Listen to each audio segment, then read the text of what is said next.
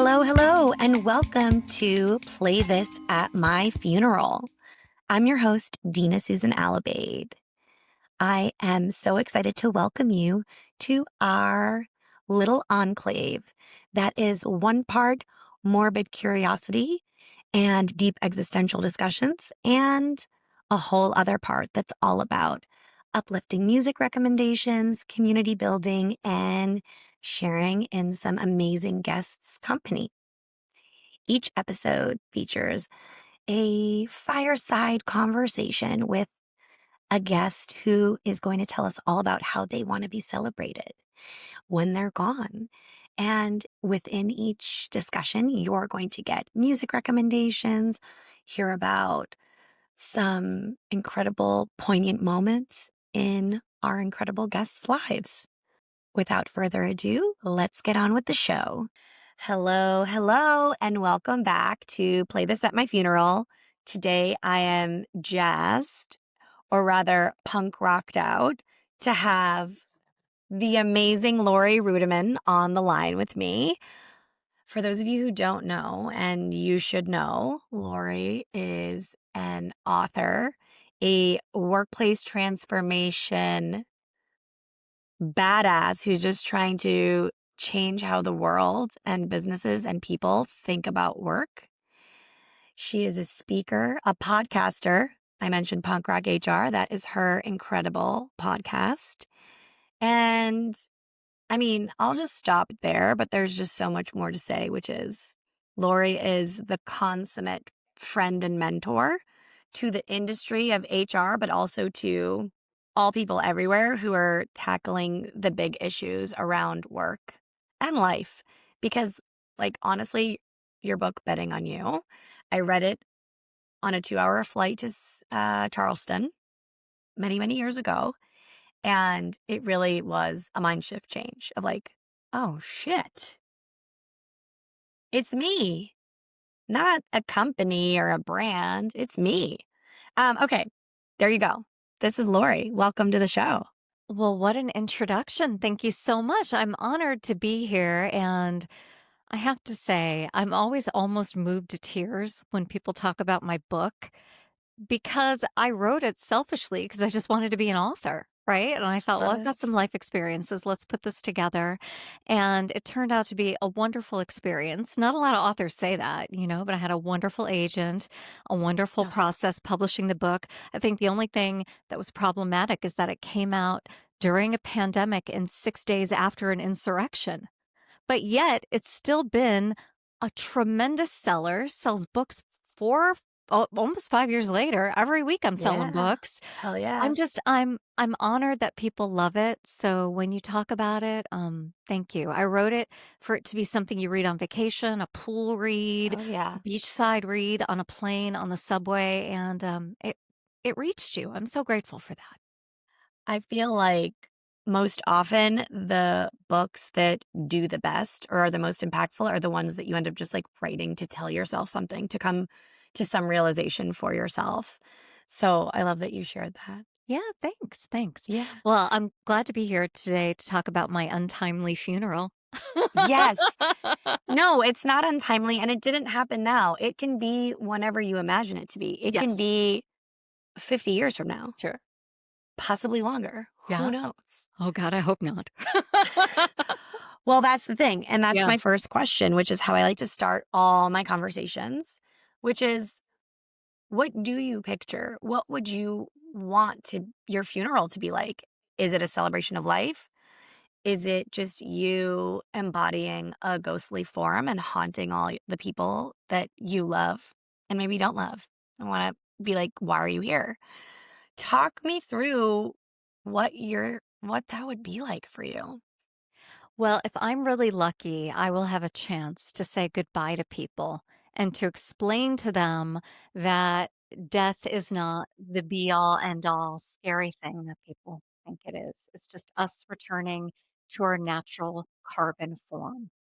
I really truly believe that we are all just stardust. And I know that's very trendy to say right now, but we're all just part of this universe. And I was lucky enough to occupy a body and a soul for a little bit of time. I don't believe that's going to continue on when I die. And I'm just so grateful that my paths have crossed with so many good people. So hopefully I'll get to explain that although it seems like the worst day of my life, it will indeed just be another day. It'll be my last day. And hopefully I'll get to spend the time leading up to that, telling people how much I love them and how much they meant to me. So that would be the dream. And if not, everybody go listen to this podcast. So, I love that. I love that I asked you a question and you focused on that moment before. You yeah. weren't thinking about like so I also wear lavender to every podcast recording because it will be required that everyone wear purple or lavender or they will not be Oh, able to attend my yeah. celebration of life. And I love that you're thinking about that last day almost in a really beautiful way of just saying, you know what, I just want to be with people and it won't be I mean, and when you say the worst day, like, is it really the worst day? That perspective shift of it's the last day, but Yeah. so much has come before and I'm returning to My whatever. natural yeah, my Yeah, natural state. It's funny that you're right, you called me out for not answering the question, and I it's think I didn't okay. answer it because I don't really care about my funeral.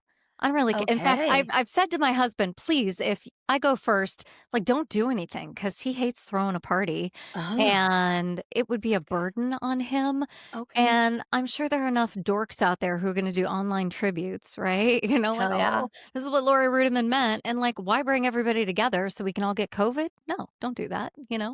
We could all catch colds or get on a flight that's delayed. Like, I don't want my death to be an inconvenience that way. So, I think the good stuff happens if you're granted this on the lead up to the way out. And if people, like, felt a need to come together and have a terrible buffet Yeah. dinner, do it.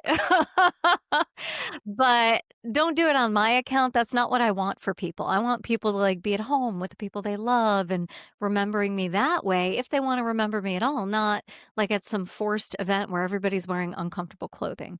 So that probably informs all the death rituals and experiences that I've had, right? Like, it tells you something about the way that I've done death. But I don't wanna be a hassle for anybody, and I don't not that it would be a hassle for people to come together, but there are better ways to do this now in 2025 and beyond, so let's not rent the banquet hall. Let's not have, uh I will be buried, I mean, that's part of what I believe in, so, but let's not, like, make it a thing. Okay. She's Yeah. a considerate queen. Ken is a lucky guy He that you're really is. already Yeah. you're thinking about him.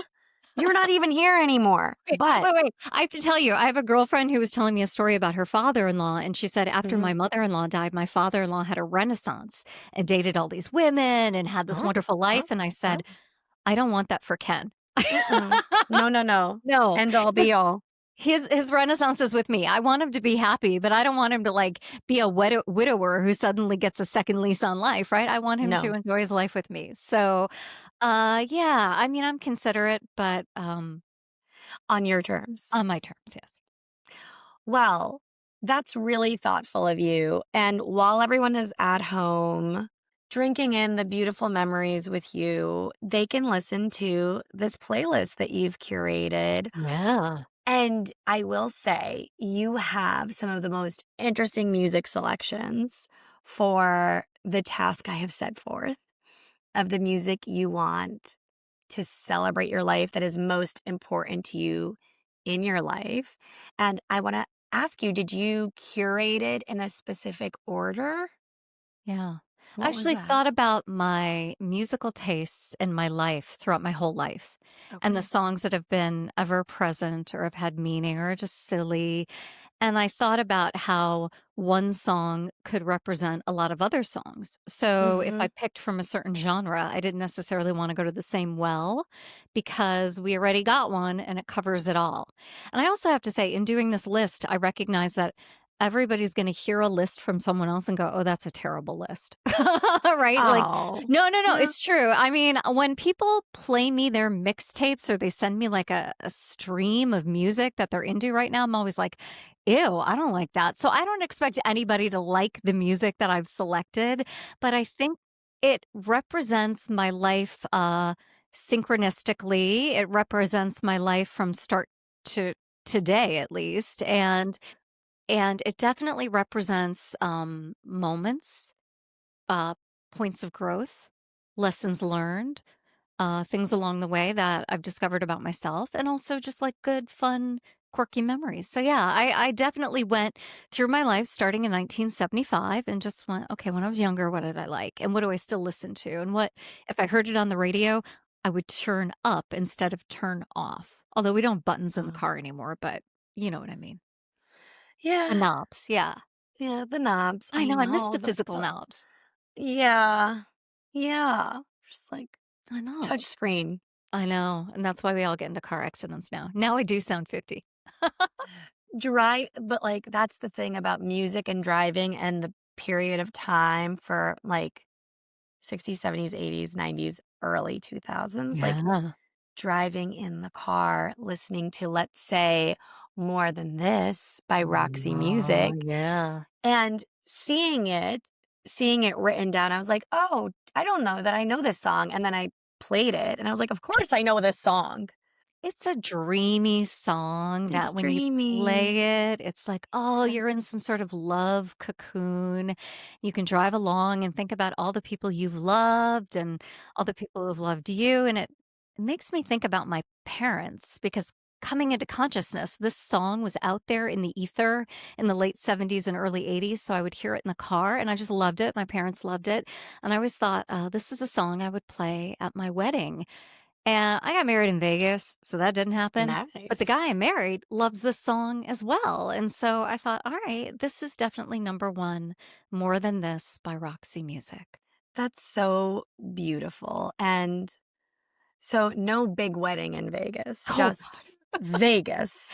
we told people, if you want to come, Yeah, you can tell me. come. You're like, Okay. we're not paying for anything. And there ended up being 22 people. And we're like, okay, we'll get dinner, you know. But Ken That's nice. yeah, Ken and I don't come from, like, warm, fuzzy families, and it was very much a compromise to get married in Vegas. I wanted to get married alone on a beach. I like Ken. That's what I like in this world. And he's like, "Well, that's kinda lonely, and I want my parents to be there." So, we got married in Vegas, and then we spent, 10 days in Hawaii, and so did all that, and that's where we put Nice. our wedding money instead of getting the banquet hall, right? You could see I Hell have an yeah. aversion to banquet halls here. Yeah. I mean, think of them as like venues, but when you put it in those terms, like who wants to spend any time in a banquet hall? For Like real, for real. I grew up nobody. on the northwest side of Chicago. That's where I spent my first 17 years. And we had a lot of banquet halls and they serve a lot of crappy food.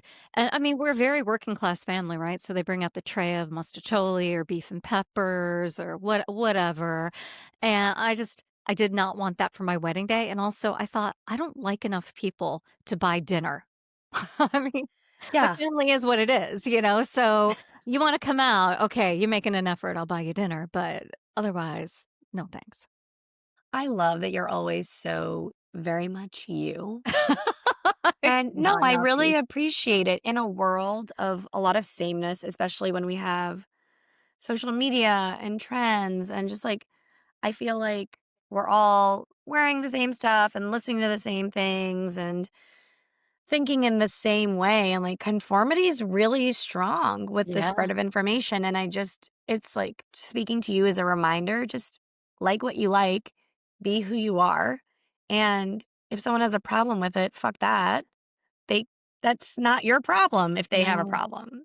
But, Just, you know, there's a part of me that mourns not being yeah. traditional and not being quote unquote Okay. normal. Just this weekend, I was at the synagogue on Saturday for Saturday morning service, and there was a baby naming ceremony. And I thought to my, and it was like the first time I'd thought about this in a long time, but I thought, gosh, I really wish I would have had something like that in my life, a family, an affinity to religion, but it just did not work out for me. And I hadn't felt that like grief in a very long period of time because I think for the most part I am comfortable with my path. But there are points when I'm reminded that I have a weird, non traditional life. And it's awesome. And it's brought me so much joy and success and a financial attainment in a lot of ways. And yeah, like, you know, I could say yes to things that people can't say yes to. I can have experiences that ordinary people can't have. Yeah, But for there's a sure. little bit of grief, right? When it's like, I'm going to tell you, I don't have a mortgage payment right now, and I've never known what my mortgage was, right? Like I, Wow. but that's not ordinary. That's not No. normal. And part of me is like, oh, maybe I would have liked that A kind of life. mortgage payment? No, I don't you would know, but you let know what me I mean. You know what I mean. Like yes. fighting about a water bill, fighting about an electricity bill, arguing about the kids and trying to get the kids to bed. Like I've just never had these experiences. And every once in a while it gets me like, oh, I am a little weird. I am a little different. But it's also okay and it's great. And I love my life. I absolutely love my life. I mean, I think it's more than okay. Can confirm having a mortgage payment, not the most I know. pleasurable experience in the world. And like fighting with your partner about bedtime for like a kid you can't control. You can do your Oh. best, but you can't. Not like the dreamiest scenario. No. My So I think sister-in-law you're was doing great. arguing with my niece about wearing her retainer. She's like, "We just spent $8,000 on your teeth. Put your retainer in your Oh, mouth," you yeah. know? Wear that retainer. Yeah, oh god, and you're right. So I missed out on all of that. And again, like I can't change my life. I've always been Yeah. weird. I've always been quirky. I've always lived this non-traditional path. But sometimes when you see ordinary and normal, it's like, "Ooh, what's that like?" It's exhausting because I Yeah. think the whole notion of normalcy is abnormal. It goes against human nature because humans are so definitively themselves. And like, what would it be like if we stripped away all of the additives of like seeing other people do things? What would it be like us in the woods, naked, Yeah. just existing? Well, I'm close to that. I'm not quite naked, but I live a She, pretty unencumbered life, I know. It's and beautiful. I often wonder what would it be like at this point in my life if I had a boss or I had somebody challenging me on the Yes. regular. And it sounds miserable, but maybe I would learn, maybe I would grow. Like I don't know, I don't know. But you get what I'm saying, right? The grass is always Totally. greener, Oh, right? yeah. Oh, yeah. That chubby baby with those cute Michelin baby chub rolls, I was like, "Oh, I want an inner." Her Hebrew name was Esther, and I'm like, "Oh, she's a warrior," Oh. like, Oh. "Oh, yeah." And then I went home and I played with my foster kitten, and that was pretty terrific. So, And there were no diapers to change. no diapers, and I took a Honestly, nap. It was great. Lori, oh, Yeah, Lori, you're living the dream. I am. I Honestly. know. I know. Well, then, after more than this, there is a hard and fast pivot to 9 Inch Nails. And that's what we're going to talk about right now because I was like, oh, okay. Here she comes. Yeah. Here she comes. This is very Lori. Head like a hole. The next phase of your story. Yeah. So talk to me about why you put this on your playlist. Well, my parents always raised me with idiosyncratic music. Like my dad introduced me to Mm. REM and Depeche Mode. My mom Nice. just Love loved Depeche so much music. Their first date was a Doors concert in 1971, I think. I mean, it Oh, was I love that. crazy. So Baby Einstein, Barney, no shit for me, like I got Jethro Tull. So I knew punk rock music at a very young age. Like my dad liked the Clash and he loved the Dead Kennedys and British music, the Sex Pistols. But I was too young for a lot of that. But in Chicago in the late 80s and early 90s was this industrial renaissance of punk rock music, but it had like a synthetic keyboard kind of beat to it as well. So I like bands like KMFDM and Front 242. And when I first heard 9 Inch Nails Head Like a Hole, I was like, give me more. Like I remember it. And it doesn't hurt that Trent Reznor to this day is still a hottie, the lead singer. But like it just appealed to something in me. Like even then in 1990, I knew my life was a little different. I was being raised by my father, who was a single father at that time, single parent at that time. And I just had a different looking life. And so this alternative punk rock, hardcore kind of music appealed to this 4'10", 85-pound blonde kid with a partial shaved head, I and love I actually shaved it it. all off at some point. Oh my But God, I need a photo. Oh god. Well, I mean, luckily these are the days before digital cameras. So I'm quite pleased that I don't have a lot of photos of Mm, that time. And it mm, was a difficult time living with my dad, being raised by my yeah, dad. yeah. I worked alongside going to high school. I really crushed to get out of high school early, so I graduated early. I mean, I was working all the time, but I still managed to listen to music and go to shows. I always had money for shows. And so I had like a Oh, whole that anti-capitalist, the man is always yeah. gonna get you. That message just appealed to me and it resonates with me today. I was going to say, I was listening to it over the last 2 weeks, and I was like, "Oh, this is an anthem for right now." Yeah, it is actually. Yeah. Very musically inclined. He's an amazing Yeah. human being, a noted husband and also father. Like he's the real deal and he's got his priorities right. And he's always known that if you don't look alive, stay sharp, whatever industry you're in, it's going to eat you alive. And that's really what I learned from Nine Inch Nails. Like, you think he's got the bad end of a music deal? No effing way. Trent Reznor is on top of his money. So, yeah, I mean, Nine Inch Nails was an early, early influence on little Laurie. Fun fact, I'm going to go see them in a couple of weeks here in North Carolina. Hell yeah, you are. Yeah, me and all the other old ladies. No, I'm sure there's gonna be, like, a resurgence. We need to, like, get this song back into the zeitgeist, like, trending music.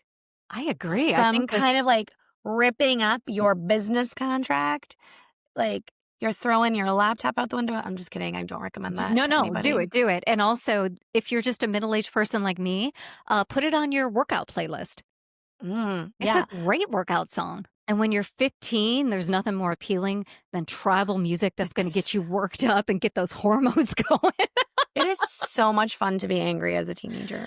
I mean, it's so Oh, much fun to be angry at any point in time. unfortunately, it is. I think that's part of the Yeah, problem with today, like, we don't yeah, have the capacity to love like we used to, but we certainly have the capacity to be angry. yeah. And I don't know, man. I think if anybody can work on repairing some of like the rifts in the world, it's the musicians. I see bands like Dropkick Murphys, another amazing punk band doing that. Green Day tries to do that, right? I mean, they appeal to a lot more than just liberal, woke progressives. And they're trying to tell these kids, you are being hoodwinked, right? And we can all love one another. We don't have to be scared of one another. And I don't know, man. Gen X saves the world time and time again. Oh my God, love me some Gen X.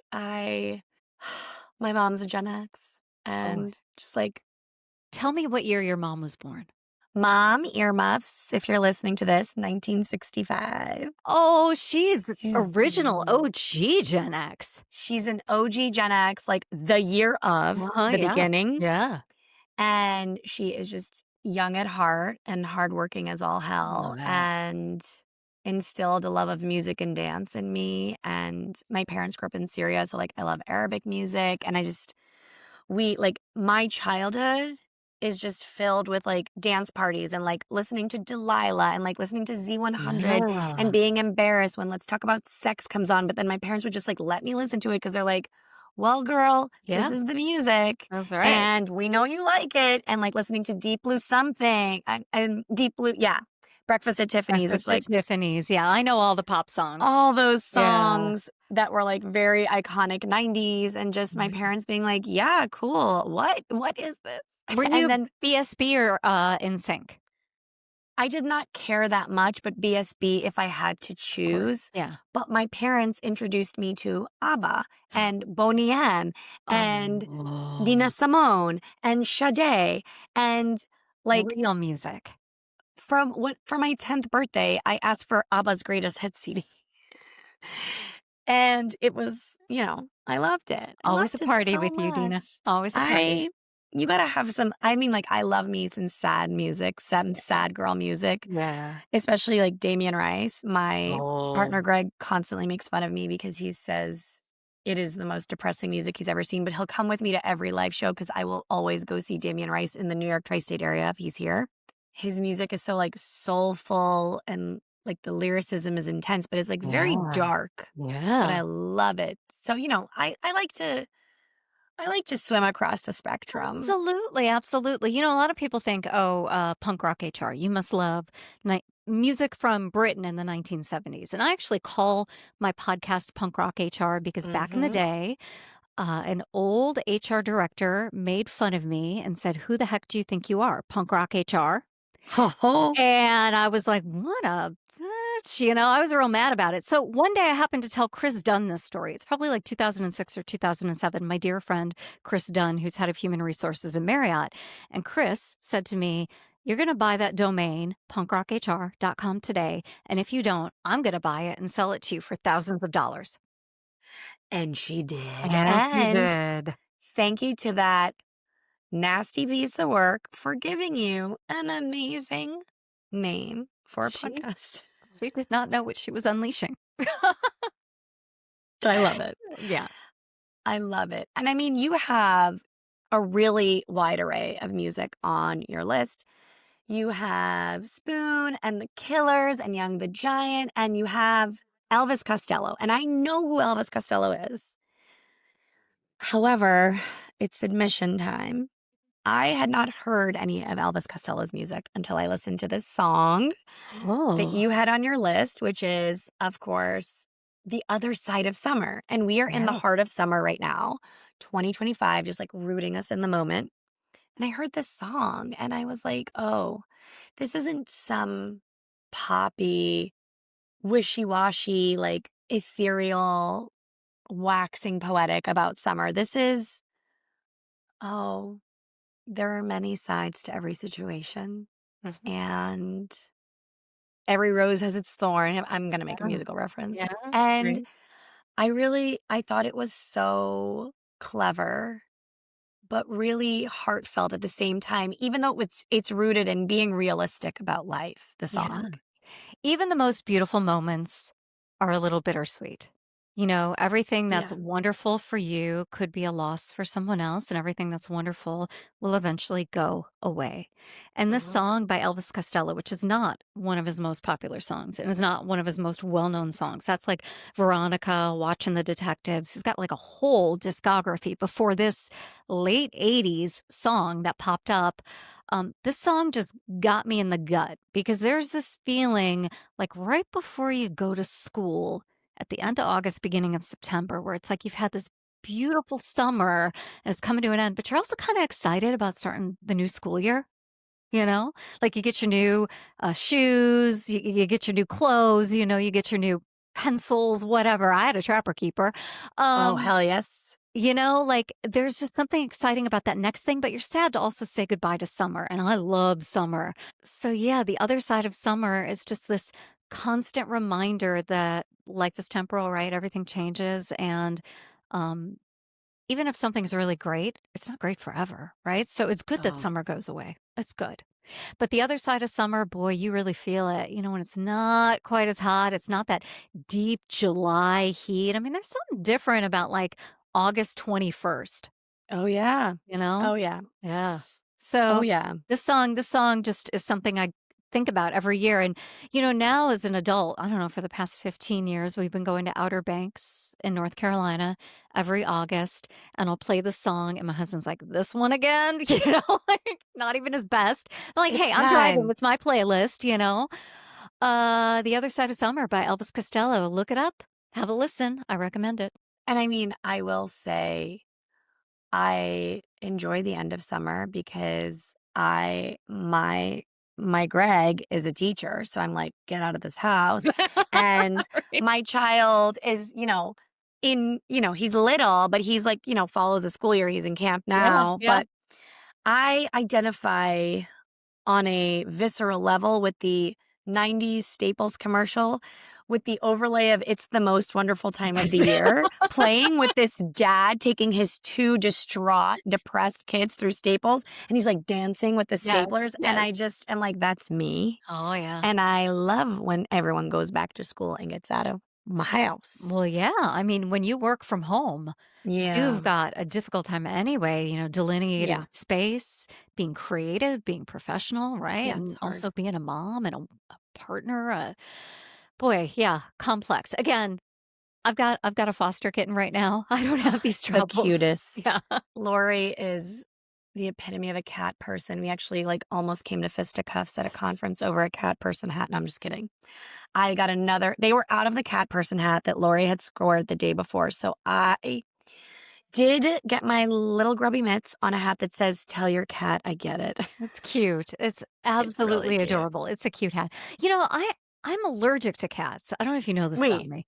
no, I don't because I have you have cats and you I love have cats. cats. I'm allergic to cats, dogs, I've had dogs, and horses. I've ridden horses, and I Yeah. just take Zyrtec and I have an EpiPen. That is like a big revelation because Yeah. for me, a big part of your personality is you spend a lot of time volunteering at I do. animal shelters and you foster animals. And like when we're together, which is a lot of times at HR conferences, Yeah. there's always like a puppy zone. And Laurie Yes. and I were like, when we reconnect, like, let's just reconnect at the puppy kitty zone Absolutely, absolutely. Well, and just I love animals. I bring mean, the they have talk endorphins. about the capacity to love, right? I mean, they're Hmm. just amazing creatures that we end up screwing up and ruining all the time. So that's Just like why, children. yeah, they are. And that's why I love like getting my hands on a kitten or a puppy because I'm like, I'm going to imprint the things that I would want in an animal. And so with Bear, I've taught him to give kisses. So he's this 9-week-old 2-pound kitten who gives kisses, and I'm so proud of that. I am so proud of that because that's what I would want if I were adopting a kitten. I want the dream kitten who's not going to turn into a crabby old cat who doesn't like people. This cat is going to love humans. So, I just feel like you want me to adopt this cat, and I I think know. my husband would kill me because he's like, "If we get a cat, we're getting a dog too." And I'm like, "I'm home Oh, all day.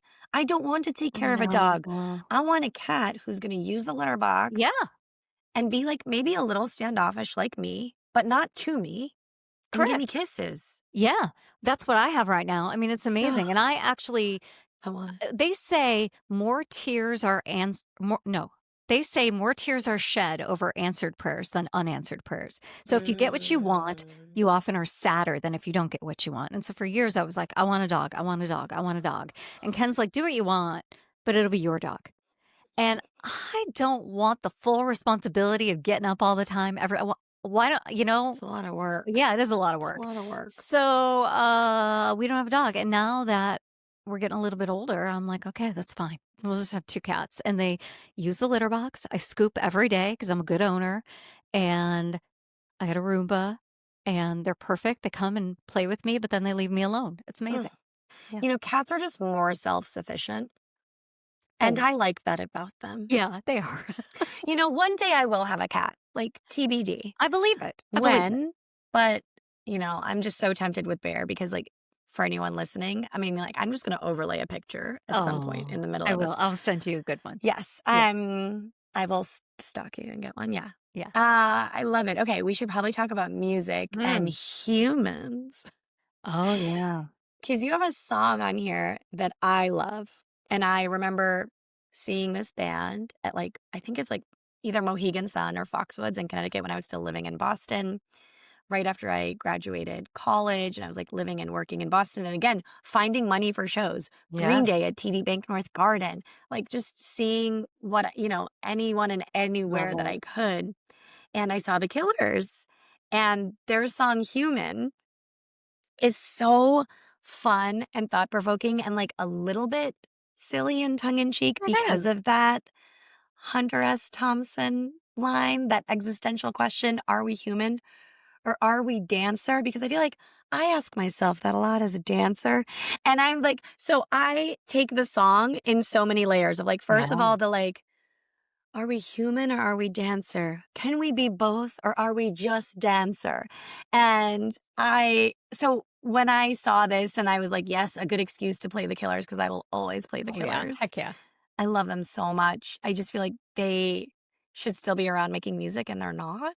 They are a little bit. They had an album out, Mm. like, last year, but it wasn't amazing, and they Oh, had a was Vegas residency, but it's, like, they older people like me who go to see the Killers now, but I have to tell you, I hear Mr. Brightside several times a oh, week, right? Like, yeah, it's everywhere. that's what they're known for. That song is their legacy, but I like this song. It reminds me of a kinder, gentler time. Social media was very new then, Yes, and absolutely. I was a new baby blogger back then and just kind of feeling my way out in the world. But this question, I think, pairs nicely with Nine Inch Nails. Head Like a Hole is all about consumerism and capitalism and more and more and more. And what do you really need in the world? And are we human or are we dancer? It's like, do we have a soul or are we just puppet? Who are we in the world? Are we minions or are we actual people who are making decisions for ourselves? And the song is just fun. And it makes me The feel song like, is so fun. yeah, it makes me wanna Uh, make out with someone when I hear it. it's funny that you say that because it's not like a sexy song. It's not, but it makes you want to like grab life by the balls, Yeah. by the hair in a sexy way. Yeah. Yeah, And with a just like, bottle of champagne in the other hand, and just like yeah. live life to the fullest and just like rock out and like be on top of a car. Oh my Like god. the Absolutely. makeout Or should on be on top top of a car. or on top of a bar at least, on top of the actual bar table. This song makes me think of, like, all the Sherms before they were Sherming out, these HR conferences, where it was just people like, we're gonna be part of a digital revolution," and boy, Oh that went nowhere. yeah. Yeah. Well, you know what? I love it so much because I think this is something that keeps coming up in every episode I record. And honestly, this is just like the most fun I've ever had. I'm like, wow, podcasting is not only informative, it's just It's fun. just fun to hang out It's with your just friends. fun. Yeah. Yes, Yep. exactly. And this song is just like, it's just fun, even though it is like asking some really intriguing questions, but it's also like, yes, and we Oh, can yeah. hold all of these things at once of I am constantly being like drowning in the existential questions and I am always future tripping or, like all of us were like depressed about the past, Yeah. anxious about the future, trying to contend with the present, trying to keep up with all the amazing astronomer memes. Like I Right. there aren't enough hours in the There day are to, not. and I mean like, it's a gift that keeps giving. I bring it up a lot because like Gwyneth Paltrow has done a temporary spokespersonship with them. And I'm just like, wow, this is what we needed this summer as a society. But We needed a CEO to go down. one a summer. One a summer. And the orcas are back. Orcas unite. There's still time. Summer's not over. Listen to Elvis Costello. We're on the other side of it, but I am definitely ready for fun and diversion. Although I have to Yeah. say the astronomer CEO Coldplay trifecta thing that Yeah. happened in our society Yeah. made me really think about me as a person. And if Mhm. my worst decision were played up on a jumbotron screen, if I Okay. had to face society with that moment of me, like, I can think about like one of the worst things I've ever done is get into a fight with my sister and say some ugly things. And I've apologized and we've made amends. But if that moment were flashed up on a jumbo screen, I think I would drop to the ground. And Yeah. so like that human moment of the two of them Yeah. just being so human, like really got to me because surviving your worst nightmare, man, I wish them both a lot of luck. Not that they're not terrible people. We can, whatever, we can have We all can kinds of hold both judgment on it. ideas at the same Yeah, yeah. time. And we don't know that they're terrible people. None of us know. Yeah. There's not been really good reporting on this. Like, we don't Yeah. know who they are or what they're all about or what their family Yeah. lives are like. It's like the reporting has been the reporting on the moment and then a bunch of insinuation. So I just think, like, God help me if I ever have a Jumbotron moment. I hope people are kinder to me, Oh, well, and I hope I'm kind no, to I hear you. myself if that ever happens. This is a good reminder, Lori. Kindness sometimes matters more than being right, which is a concept I have trouble with. Yeah. I want to be right. And sometimes being kinder It's hard. is a harder option. It's a harder Yeah. option because we're so attached to being right. It's like what you said about the playlist, like, not everyone's gonna like this music. Like, they shouldn't have to like this No, music. I don't care. Yeah. You're allowed to be right. You're allowed to Okay. be right when it comes to this playlist for Well, you. and I'm certainly right about a playlist about my life. Hell And, yeah. when I was putting it together, I thought maybe these aren't my favorite songs because they certainly aren't what I'm listening to all the time right now, right? Mhm. But they're songs that I've loved, and nobody can be right about your life more than you. Yeah, So here I am presenting a playlist of songs that hopefully summarize my life, give people a good insight into who I am and what I'm all about, and I think showcase some good bands. I love it. I love it. I think, yeah, man, I feel like you and everyone else that I speak to have curated their playlist in such a great way. And mine is just 7 hours of chaotic choices that are in no particular order. And Oh, then I know you didn't limit it to 10 then. So, I didn't limit you. oh, I thought I had 10 songs. Oh God, I'm making up my No. own rules. Well, that's another thing. It's like, if you Oh, want parameters, I'll give you some parameters. holy smokes. I You, read that into that. Isn't that funny? yeah, I mean, what is that? You like some boundaries. I do. I'm You're high like, rules. I'm not gonna spend 100 hours working on this, Dina. I'm gonna give you 10 Yeah. songs. I'm gonna give you some great reasons, but then I'm getting in and I'm getting out. I gotta tell you, I'm not really high rules, but I just like to know what I have to do so I can go on to do my other things that I I want to do, love it. right? I mean, that is very Gen X to me. Just tell me what I gotta do. So I guess I made my own rules of 10 songs. I'm I in, I'm love out. So yeah.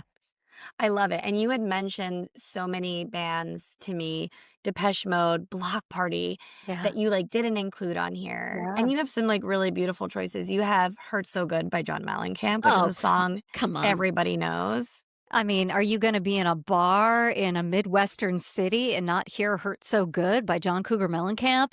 I know he's not John Cougar Mellencamp anymore, but if you were born in 1975, he will always be John Cougar Hell yeah. Mellencamp. Hell And I mean, all of John Cougar Mellencamp is great, but also Tom Petty's great and Bruce Springsteen is great, right? They're all of the same oeuvre. So if I had to pick one, it was John Cougar Mellencamp Hurts So Good because again, it's a song about contradictions, right? It's that love that you want, but you don't need. That love that makes you feel great, but also makes you feel like you've been punched in the face, right? It's yeah. just that kind of love you're not supposed to have, but you really want it. And they're going to break your heart, but you say yes to it anyway. Hurts so good.